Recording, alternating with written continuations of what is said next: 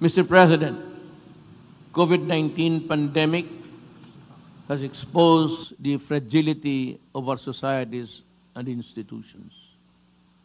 Our immediate responses were necessary, yet have driven our societies apart. When everyone needs the same limited resources, the compulsion to resort to a zero-sum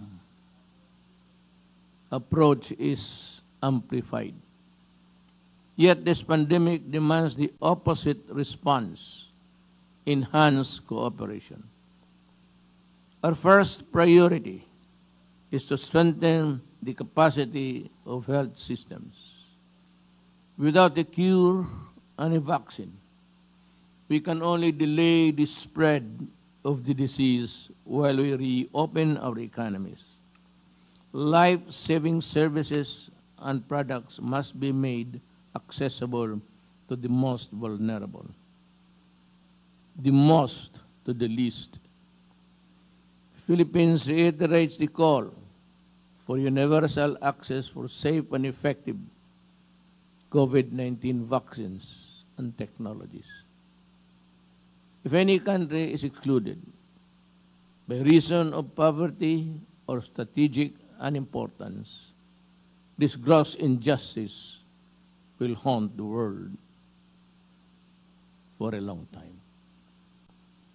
It will completely discredit the values upon which the United Nations were founded. We cannot let this happen. No one is safe unless everyone is safe.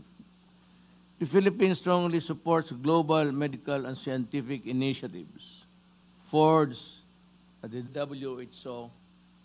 This includes the ACT Accelerator, the COVAX facility, and the CTAP. Together with our brothers in ASEAN and the non-aligned movement, the Philippines supports a global health agenda with adequate resourcing and policy space for WHO. The Philippines will do its part. We will contribute to the pooling of global resources and help other countries without preconditions. Our collective initiatives in the UN and other multilateral frameworks are our best chance to defeat COVID-19. Mr. President, the challenges posed by the pandemic go beyond health and economy. In many parts of the world, the pandemic has worsened the threats to peace and security. The lawless weaponized this health crisis. They crippled the state's ability to respond.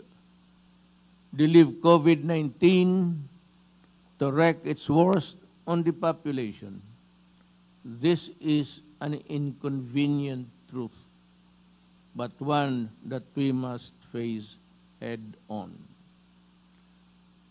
The Philippine support of Secretary General's report for global ceasefire is most welcome and appreciated. The Philippines wants to ensure the swift and unimpeded provision of medical care for all Filipinos, especially the most vulnerable. Yet combating terrorism is just as urgent as now, as it was before the pandemic. In my country, this fight is about protecting life while preserving the democratic values we have restored without violence. Mr. President, the end of this pandemic is still difficult to see. Yet the broad outlines of the horizon are breaking through. It is never too early to think of a bouncing back strategy. The Philippines aims for a comprehensive and inclusive recovery with no one left behind. We are using all available socioeconomic instruments to protect our hard-won gains in development. Our recovery plan is built on solid macroeconomic and fiscal fundamentals, with a funding allocation equivalent to 9.1% of GDP.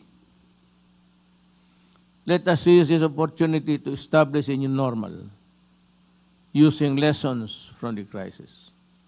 Lockdowns have forced us to take full advantage of technology and innovation.